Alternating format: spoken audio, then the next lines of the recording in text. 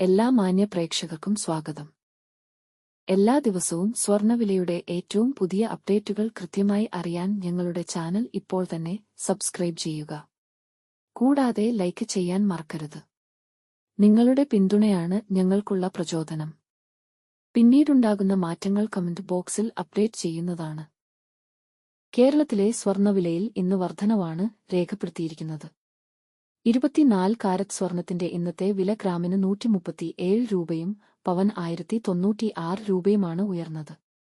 24 carrot സ്വർണത്തിന് ഇന്ന് ഗ്രാമിന് 12,077 രൂപയും ഒരു പവൻ 96,616 രൂപയും 10 ഗ്രാമിന് 1,20,770 രൂപ. 22 ക്യാരറ്റ് സ്വർണത്തിന് ഇന്ന് ഗ്രാമിന് 11,070 രൂപ, ഒരു പവൻ 88,560 രൂപ, 10 ഗ്രാമിന് 1,10,700 രൂപ.